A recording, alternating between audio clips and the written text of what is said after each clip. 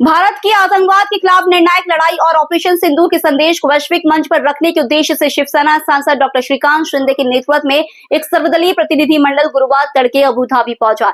इस प्रतिनिधि मंडल में बीजेपी सांसद बांसुरी स्वराज, IUML के ET मोहम्मद बशीर, बीजेपी सांसद अतुल गर्ग, BJD सांसद स्मित पात्र, बीजेपी के वरिष्ठ नेता व राज्यसभा सांसद मनन कुमार मिश्रा, बीजेपी नेता SS अहलुवालिया और राजनयिक सुजन चिन्नॉय शामिल है। प्रतिनिधि मंडल पहलगाम आतंकी हमले और भारत की ऑपरेशन सिंदूर के तहत की गई जवाबी कार्रवाई को लेकर UAE, लाइबेरिया, कांगो, लोकतांत्रिक गणराज्य और सिएरा लियोन जैसे देशों के नेताओं से संवाद करेगा। आतंकवाद पर पाकिस्तान को बेनकाब करने के लिए भारत से जनता दल यूनाइटेड यानी JDU के सांसद संजय झा के नेतृत्व में एक सर्वदलीय डेलीगेशन जापान पहुंचा। वहीं शिवसेना सांसद श्रीकांत शिंदे ने नेतृत्व में एक डेलीगेशन UAE के अबू धाबी पहुंचा है। ये डेलीगेशन दुनिया के सामने भारत का पक्ष रखेंगे। बताया जा रहा है कि अंतर्राष्ट्रीय स्तर पर पाकिस्तान को बेनकाब करने के लिए जो डेलीगेशन गए हैं या जाने वाले हैं, उनको डॉक्यूमेंट के 3 सेट दिए गए हैं। पहले सेट में यात्रा कार्यक्रम है कि कब कहां जाना और पहुंचना है, किससे मिलना है और किस किस समूह से मिलना है। वहीं दूसरे सेट में बातचीत के क्या क्या मुद्दे हैं और उस पर क्या क्या बोलना है। तीसरा सेट जो है कि पाकिस्तान के आतंकवाद के कारनामों की फहरिस्त है। ये वो डोजियर है जिसमें बताया गया है कि किस तरह और कहां पाकिस्तान और POK में आतंकी ट्रेनिंग कैंप चलते हैं। वही किस तरह से पाकिस्तान ने जम्मू कश्मीर समेत भारत के अलग अलग राज्यों में अपने यहाँ ट्रेनिंग पाए आतंकियों को भेजकर आतंकी घटनाओं को अंजाम दिया। उसकी विस्तृत जानकारी और जांच रिपोर्ट भी है, जिसमें इन आतंकी घटनाओं में पाकिस्तान का हाथ साबित हुआ। इसी डोजियर में विदेशों की आतंकी घटनाओं में पाकिस्तान और उसके आतंकियों के शामिल होने की जानकारी और रिपोर्ट भी शामिल है। ये डोजियर करीब 150 पन्नों का है।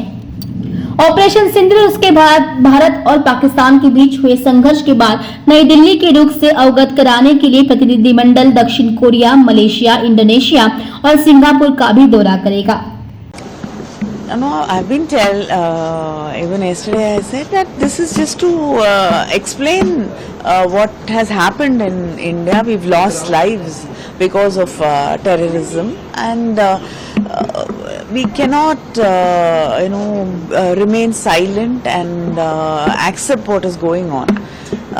The world has to understand, and I don't think any country in the world, believes in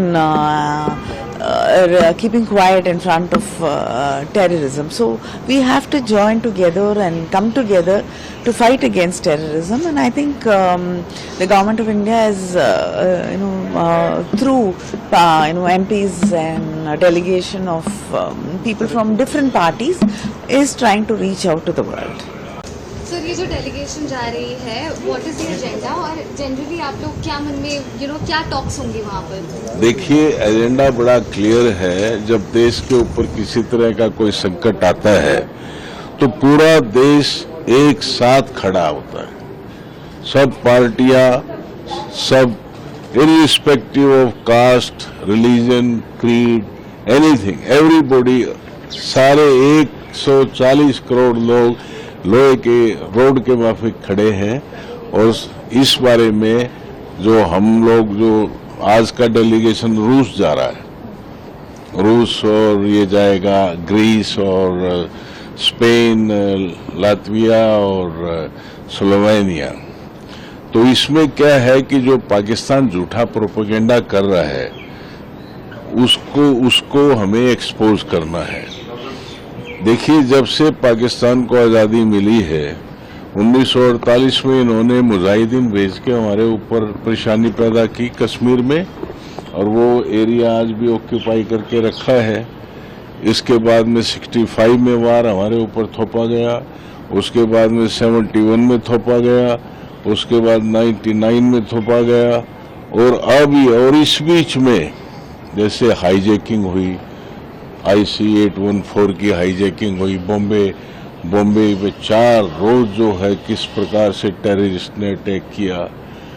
हर सरकार ने, चाहे वो किसी की भी गवर्नमेंट रही हो, सब लोगों ने पाकिस्तान से कहा कि भाई देखिए, आप ये जो टेररिस्ट की जो फैक्ट्री आप चला रहे हैं इसको बंद करिए, और इसको बंद नहीं करेंगे तो ये नहीं चल सकता।